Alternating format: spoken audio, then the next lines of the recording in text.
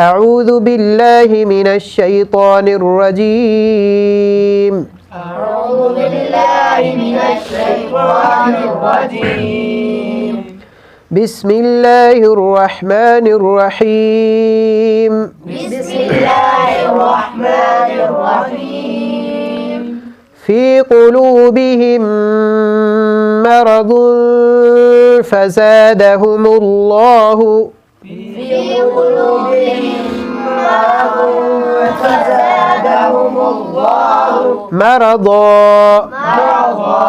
ولہم عذاب علیم بما كانوا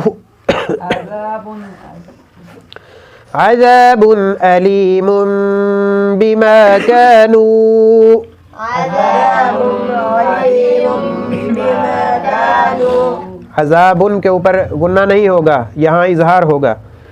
تو چند دن سے تھوڑی طبیعت خراب ہے، میں کوشش کروں گا کہ انشاءاللہ بہتر انداز سے سبق کو پیش کر سکوں. اللہ تعالیٰ سب کو صحت والی صالح زندگی عطا فرمائے. جی دوبارہ بولیں. عذاب علیم بما كانوا عذاب علیم بما كانوا یکذبون. سب سے پہلے اسی آیت کو دیکھتے ہیں، پھر اللہ نے توفیق دی تو انشاءاللہ مزید آگے بڑھیں گے. جی سب سے پہلے فی کے اندر یا کیا ہے؟ یا مدہ. قلوبہم مرض، یہاں کیا ہو رہا ہے؟ میم مشدد پہ غنہ ہے. مرض فزادہم اللہ، ضاد کے اوپر تنوین ہے اور اس کے بعد کیا ہے؟ فا ہے. یہاں کیا ہوگا؟ شاباش، اخفا ہوگا. فزادہم اللہ، زا کو سختی سے پڑھنا ہے اور اس کے بعد الف مدہ ہے اور لفظ اللہ کا لام موٹا ہوگا. شاباش. مرضا وَلَهُمْ عَذَابٌ أَلِيمٌ بِمَا كَانُوا. عذاب پہ کیا ہو رہا ہے؟ اظہار. شاباش. کیوں؟ اس لیے کہ با پر تنوین ہے اور اس کے بعد حمزہ ہے، یہاں اظہار ہوگا اور غنہ نہیں ہوگا. شاباش. علیم بما كانوا یکذبون، یہاں بھی کیا ہو رہا ہے؟ علیم کے اوپر اقلاب ہو رہا ہے، میم کے اوپر تنوین ہے اور اس کے بعد با ہے. جی تو ابھی بڑھتے ہیں ترجمہ کی طرف. کس میں بیٹا؟ میم کے اوپر تنوین ہے نا، اس کے بعد کیا ہے؟ سبحان اللہ.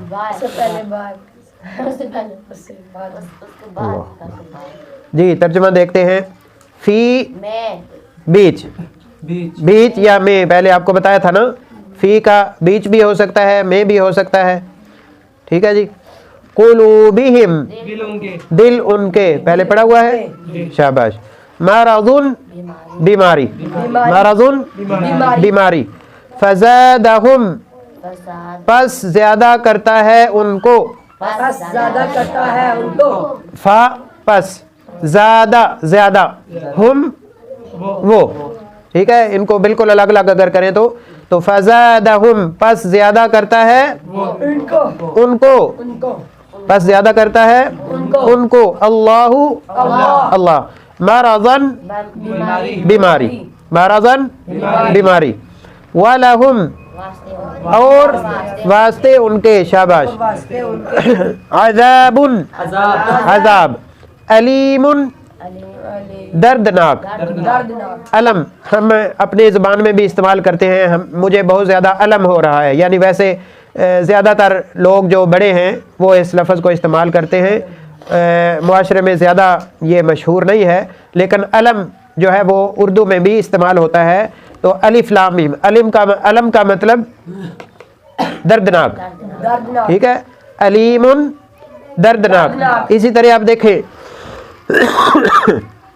میں نے تجوید کے کورس میں ابتدا میں آپ کو بتایا تھا کہ تجوید کے ساتھ قرآن مجید پڑھنا لازم اور ضروری ہے بلکہ فرض ہے. تجوید کے بغیر قرآن مجید پڑھنا جائز نہیں ہے. تو اس کی وجہ یہ ہے کہ اب دیکھیں یہاں ہے علیم حمزہ کے ساتھ, ٹھیک ہے, اسی کو اگر عین کے ساتھ پڑھ دیا جائے, عین کے ساتھ, تو علیم کا ہوتا ہے, علیم کہتے ہیں جاننے والے کو, ٹھیک ہے, تو علیم دردناک, ٹھیک ہے, لیکن علیم عین کے ساتھ جاننے والا, اب کتنا بالکل یعنی الگ الگ ہے میننگ اس کا, صرف حمزہ اور عین کا فرق پڑا ہے. تو اس لحاظ سے اس حمزہ کو اگر جھٹکے لگانے کی بجائے یعنی جھٹکا سے پڑھنے کی بجائے اگر ہم اس کو نرمی سے علیم پڑھ دیں گے تو یہ ہمارا غلط ہو جائے گا. تو اس لحاظ سے یاد رکھیں ہمیشہ کہ تجوید کے ساتھ قرآن مجید پڑھنا اسی وجہ سے ضروری ہے کہ حمزہ اور عین اور دیگر جو بھی حروف ہیں ان کو اسی طریقے سے ہم پڑھ سکیں جس طریقے سے پڑھنے کا حق ہے. جی, علیم دردناک, بیما ساتھ اس کے جو, ساتھ اس کے جو, کانو تھے وہ, تھے وہ, کانو تھے وہ, یکذبون وہ جھٹلانے والے, وہ جھٹلانے والے. تو اب اس کا دوبارہ دیکھ لیجئے, فی بیچ, قلوبہم دل ان کے, مرضن بیماری, فزادہم پس زیادہ کرتا ہے ان کو, اللہ اللہ, مرضن بیماری, ولہم اور ساتھ ان کے, ولہم اور واسطے ان کے, عذاب عذاب, علیم دردناک, بما ساتھ اس کے جو, کانو تھے وہ, یکذبون وہ جھٹلانے والے. ٹھیک ہے جی, یہ ہو گیا لفظی ترجمہ. اس آیت کا بامحاورہ ترجمہ پڑھیں گے. فی قلوبہم مرض, بیچ ان کے دلوں کے بیماری ہے, فزادہم اللہ مرضا پس زیادہ کرتا ہے اللہ تعالیٰ ان کو بیماری میں, پس زیادہ کرتا ہے اللہ تعالیٰ ان کو بیماری میں. وَلَهُمْ عَذَابٌ أَلِيمٌ بِمَا كَانُوا يَكْذِبُونَ اور واسطے ان کے عذاب ہے دردناک بسبب اس کے کہ تھے وہ جھٹلانے والے. ٹھیک ہے, اور واسطے ان کے عذاب ہے دردناک اس وجہ سے, آپ یہ بھی کہہ سکتے ہیں اس وجہ سے کہ تھے وہ جھٹلانے والے. جی اگلی آیت دیکھتے ہیں, تلاوت کیجئے پہلے. وَإِذَا قِيلَ لَهُمْ لَا تُفْسِدُوا فِي الْأَرْضِ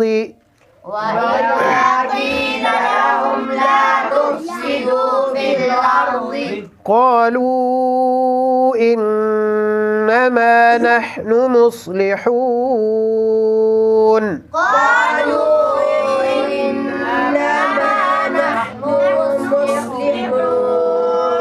جی. وَإِذَا قِيلَ لَهُمْ اور جب, وَإِذَا اور جب, قِيلَ کہا جاتا ہے, قِيلَ کہا جاتا ہے, لَهُمْ واسطے ان کے, واسطے ان کے, لَا تُفْسِدُوا لا نہیں یا نہ, تُفْسِدُوا تم فساد کرو, فِي الْأَرْضِ بیچ زمین کے, فی بیچ, الارض زمین, شاباش. قالوا وہ کہتے ہیں, وہ قالوا وہ کہتے ہیں, انما سوائے اس کے نہیں, سوائے اس کے نہیں. ماں کا آپ کو بتایا تھا کبھی اس کا معنی جو ہوتا ہے اور کبھی نہیں ہوتا ہے. تو انما سوائے اس کے نہیں, اللہ اکبر, نحنو ہم ہیں, نحنو ہم ہیں, یا صرف ہم بھی کہہ سکتے ہیں, نحنو ہم, مصلحون اصلاح کرنے والے, مصلحون اصلاح کرنے والے.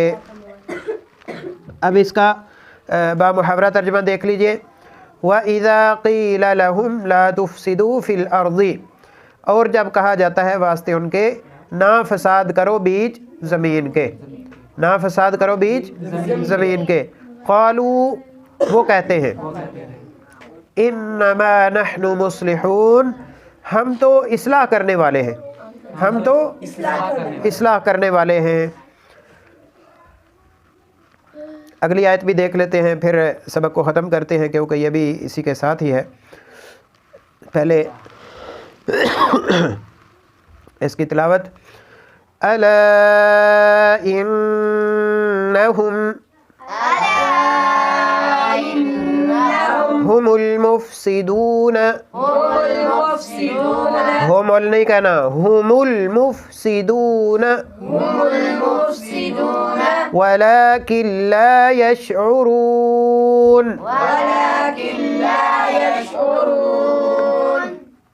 जी। अला खबरदार, अला खबरदार, इन्नहुम बेशक वो, बेशक वो, हम, हाँ इसका मीनिंग भी वो, अल मुफ़सिदून फसाद करने वाले, फसाद करने वाले, वलाकिन और लेकिन, लेकिन हमारी अपनी ज़बान में भी इस्तेमाल होता है, तो लाकिन का मीनिंग भी यही है।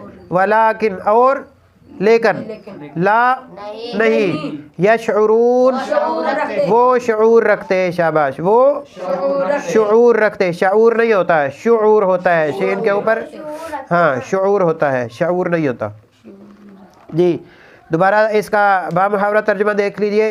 अला इन्नहुम हुमुल मुफ़सिदून, खबरदार बेशक वही फसाद करने वाले हैं। अब इन्नहुम के अंदर भी वो है और हम का भी वो है, तो यानी इसका दो वो की बजाय वही कर देंगे, यानी कि इसके अंदर कोई शक व शुबा नहीं कि वही है। जी अला इन्नहुम हुमुल मुफ़सिदून, खबरदार बेशक वही फसाद करने वाले हैं। वलाकिन ला यशउरून, और लेकिन नहीं वो शऊर रखते, वो ये इसी तरह रहेगा, और लेकिन नहीं वो शऊर रखते। जी तो दोबारा इसका एक दफ़ा आखिर में पूरे का तर्जुमा देख लेते हैं, तीनों आयात का, आयत नंबर 10, 11 और 12 आयत का। बीज उनके दिलों के बीमारी है, बस ज़्यादा करता है अल्लाह ताला। अपने सबक की तरफ देखें, बस ज़्यादा, अपने उंगली रखो ऊपर साथ साथ उसी आयत पे जो मैं पढ़ रहा हूँ। बीज उनके दिलों के बीमारी है, बस ज़्यादा करता है अल्लाह ताला उनको बीमारी में, और वास्ते उनके अजाब है दर्दनाक, बसबब इसके के थे वो जुटलाने वाले। और जब कहा जाता है वास्ते उनके ना फसाद करो बीच ज़मीन के, कहते हैं सिवाय इसके नहीं हम तो इस्लाह करने वाले हैं, या इसका ये कह सकते हैं, कहते हैं हम तो इस्लाह करने वाले हैं, ठीक है, हम तो इस्लाह करने वाले हैं। अल्लाह ताला आगे फरमा रहे हैं, खबरदार बेशक यही लोग, बेशक वही लोग, बेशक वही लोग फसाद करने वाले हैं, और लेकिन नहीं वो शऊर रखते। ये इन आयात के अंदर अल्लाह ताला ने मुनाफिकीन की सिफ़ात बयान फरमाई है कि पहले सबक के अंदर हम पढ़ चुके हैं कि इनके दिलों के अंदर बीमारी है, इनके दिलों के अंदर, बल्कि ये तो आज के सबक में है, पिछले सबक में हमने पढ़ा था कि अल्लाह ताला को और ईमान वालों को धोखा देने की कोशिश करते हैं, लेकिन हकीकत में वो ना अल्लाह को धोखा दे सकते हैं, ना ईमान वालों को धोखा दे सकते हैं। हकीकत में किसको धोखा देते हैं?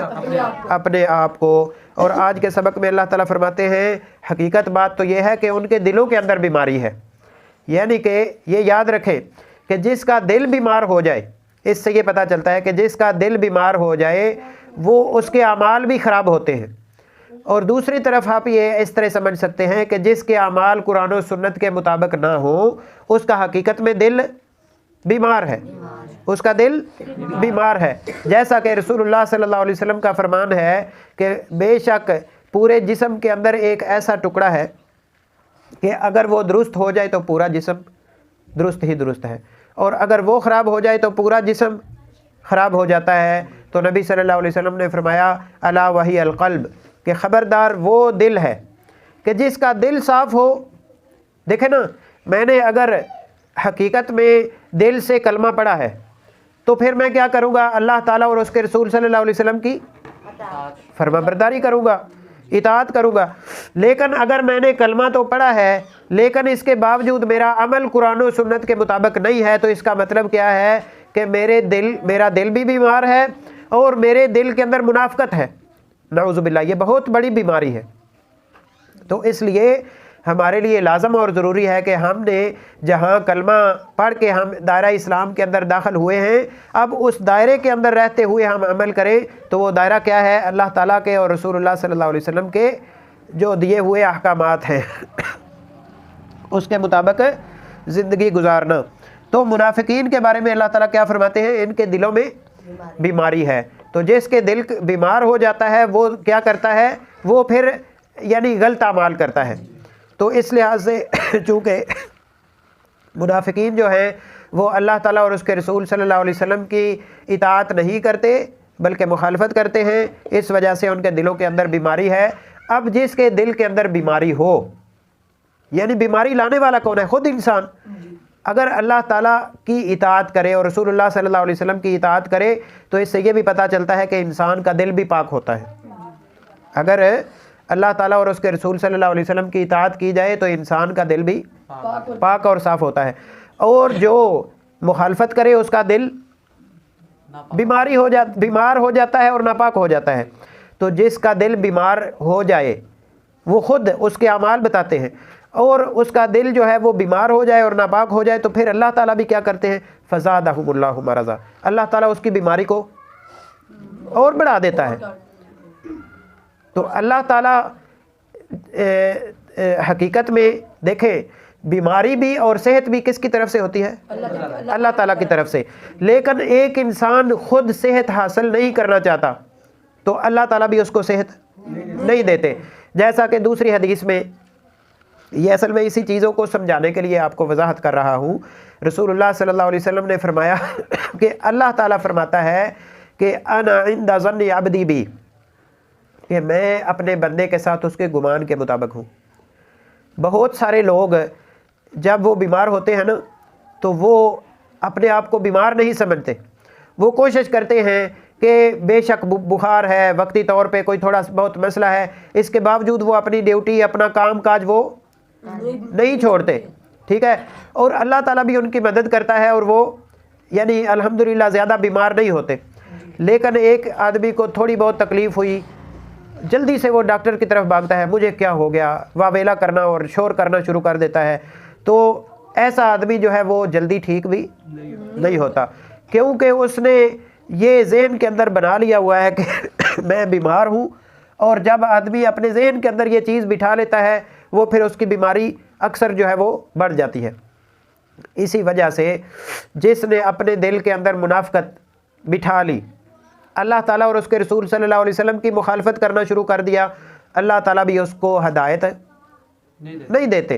فزادہم اللہ مرضا، اللہ تعالیٰ ان کی بیماری کو بڑھا دیتا ہے. اس لیے اللہ تعالیٰ سے ہمیشہ عافیت طلب کرنی چاہیے. اور اس کا سب سے بہترین طریقہ کیا ہے کہ ہم اپنے آپ کو اللہ تعالیٰ اور اس کے رسول صلی اللہ علیہ وسلم کے حوالے کر دیں.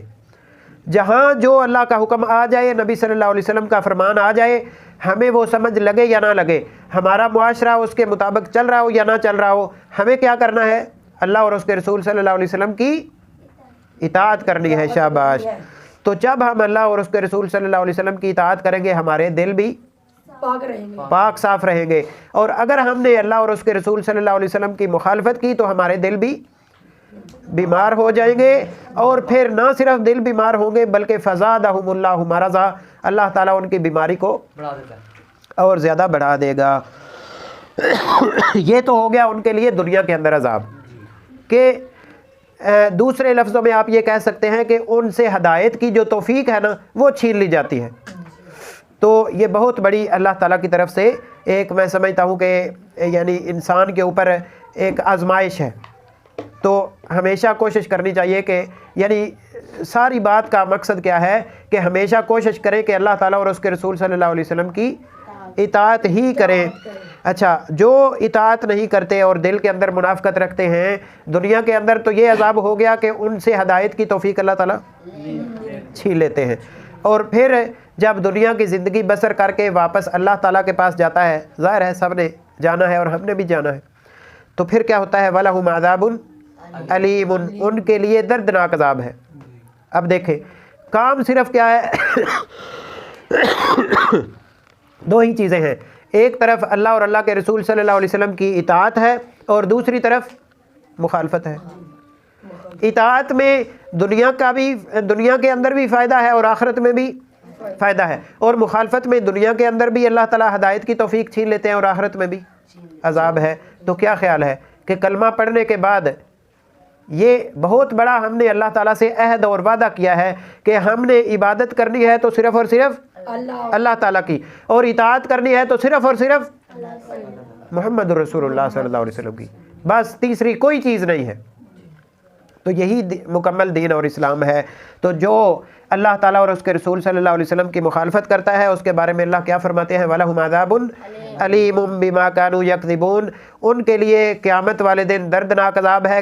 کس لیے کہ انہوں نے اللہ اور اللہ کے رسول صلی اللہ علیہ وسلم کے احکامات کو جھٹلا دیا. ٹھیک ہے, اگر وہ احکامات کو مانتے تو اس کا مطلب ہے انہوں نے تصدیق کی, لیکن یہاں کیا معاملہ ہے کہ اللہ اور اللہ کے رسول صلی اللہ علیہ وسلم کی مخالفت کرنے کی وجہ سے ان کو دنیا کے اندر ہدایت کی جو توفیق ہے وہ بھی چھین لی گئی اور آخرت میں بھی اللہ تعالیٰ نے عذاب کے اندر مبتلا کر دیا. اور وجہ کیا بنی بما کانوا یکذبون, اس لیے کہ انہوں نے اللہ تعالیٰ اور اس کے رسول صلی اللہ علیہ وسلم کے احکامات کو جھٹلایا. تو دیکھ لیں کہ یہ بیماری نعوذ باللہ ہمارے اندر تو نہیں ہے. صرف نہ کرنے سے نہیں بیماری کا پتہ چلتا, اپنے عمل کو دیکھنا چاہیے کہ میرا عمل کیسا ہے. اور میں نے مثال سے پہلے آپ کو سمجھا دیا تھا کہ اگر اللہ اور اللہ کے رسول صلی اللہ علیہ وسلم کے احکامات کو ہم کافی مانیں تو یہ غیر شرعی جو کٹنگ ہے بالوں کی یہ ہم نہیں کروائیں. یہ تو ایک مثال ہے نا, یہ تو ایک مثال ہے. سارے اعمال ہم نے اللہ کے رسول صلی اللہ علیہ وسلم کی اطاعت میں کرنے ہیں. جی تو ان کی کچھ حقیقت جو ہے وہ اللہ تعالیٰ اگلی آیت میں بیان فرما رہے ہیں کہ وَإِذَا قِيلَ لَهُمْ لَا تُفْسِدُوا فِي الْأَرْضِ قَالُوا إِنَّمَا نَحْنُ مُصْلِحُونَ, کہ جب ان سے کہا جاتا ہے کہ زمین میں فساد نہ کرو, اب زمین میں وہ فساد کیا کر رہے ہیں. اب دیکھیں حیرانگی والی بات ہے کہ اس سے یہ بھی پتہ چلتا ہے کہ جو اللہ اور اللہ کے رسول صلی اللہ علیہ وسلم کی اطاعت نہ کرے وہ حقیقت میں زمین میں فساد کرنے کی جڑ ہے. زمین میں جتنا بھی فساد ہے, جتنا بھی اختلاف ہے, جتنا بھی یہ خون ریزی اور سارے معاملات ہو رہے ہیں وہ کس وجہ سے ہو رہے ہیں, اللہ اور اللہ کے رسول صلی اللہ علیہ وسلم کی مخالفت کی وجہ سے.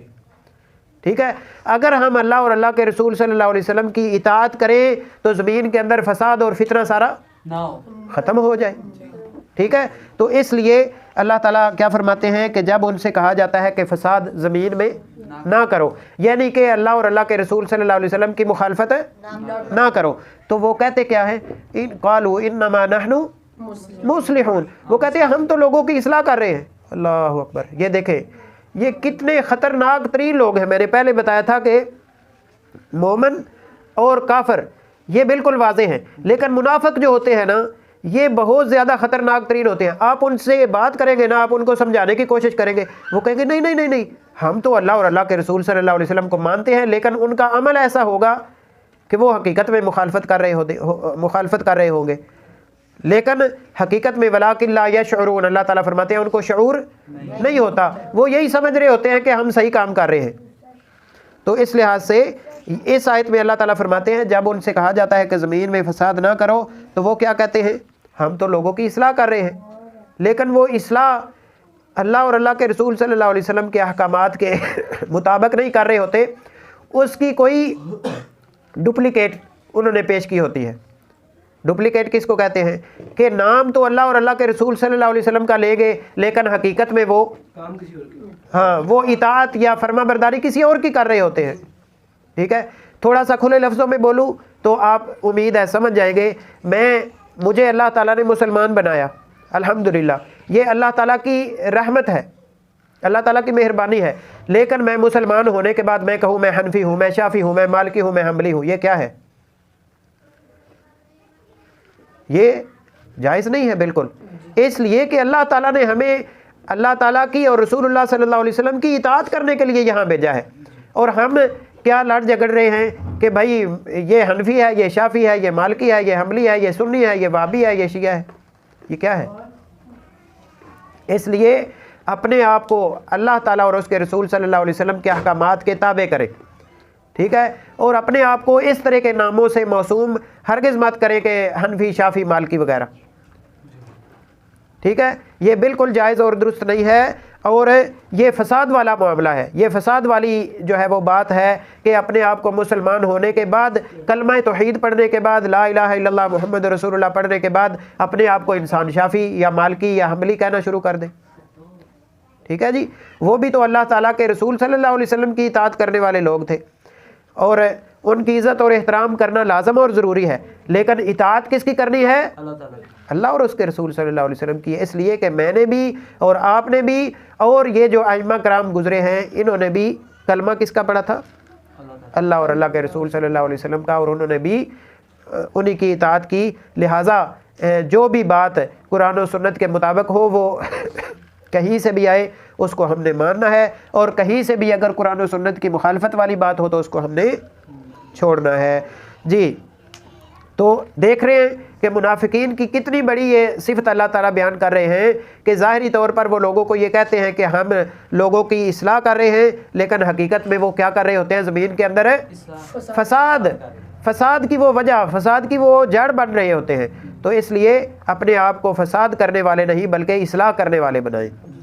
اللہ تعالیٰ ہم سب کو توفیق عطا فرمائے جی۔ تو آخری آیت میں اللہ تعالیٰ فرماتے ہیں خبردار یہ جو منافق لوگ ہیں، جو اللہ اور اللہ کے رسول صلی اللہ علیہ وسلم کی مخالفت کرنے والے لوگ ہیں، یہ ان کی حقیقت کیا ہے؟ الا انہم هم المفسدون، خبردار یہی فساد کرنے والے ہیں، ولکن لا یشعرون، لیکن ان کو شعور نہیں ہے، ٹھیک ہے جی، یعنی ظاہری طور پر یہ یہی کہتے ہیں کہ ہم بھی اصلاح کر رہے ہیں، لیکن وہ اصلاح صحیح طریقے سے نہیں کر رہے ہوتے، غلط طریقے سے کر رہے ہوتے ہیں۔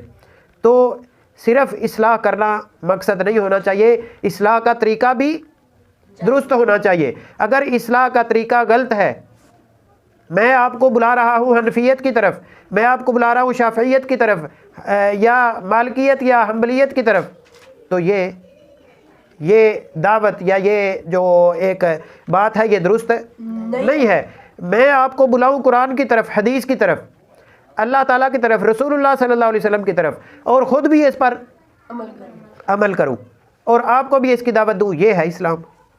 تو اس لیے فتنہ فساد سے اگر بچنا ہے تو اس کا ایک ہی طریقہ ہے کہ قرآن و سنت کی ہم اتباع کرنے والے بن جائیں، اللہ تعالیٰ اور اس کے رسول صلی اللہ علیہ وسلم کے احکامات کو ماننے والے بن جائیں۔ مجھے امید ہے کہ کچھ نہ کچھ بلکہ بہت حد تک آپ بات کو جو ہے وہ سمجھ چکے ہوں گے کہ آج کے سبق کے اندر منافقین کی صفات اور اس کے اندر ہماری اصلاح کا کیا پہلو ہے وہ ہم نے دیکھنا ہے، اور منافقین جو اسی روش پر چل رہے ہیں، اپنے آپ کو مختلف فرقوں کے اندر جو ہے وہ تقسیم کر کے ان کی طرف دعوت دے رہے ہیں، قرآن و سنت کو چھوڑ رہے ہیں، ایسے لوگوں کو پہچاننا بھی ہے اور ایسے لوگوں سے بچنا بھی ہے، دور بھی رہنا ہے، کیونکہ یہ بہت زیادہ، کیونکہ وہ کیا کہتے ہیں انما نحن مصلحون، وہ کہتے ہیں ہم اصلاح کرنے والے ہیں، لیکن ہمیں دیکھنا ہے کہ کیا واقعی یہ اصلاح کر رہا ہے یا نہیں۔ ہاں، تو اس لحاظ سے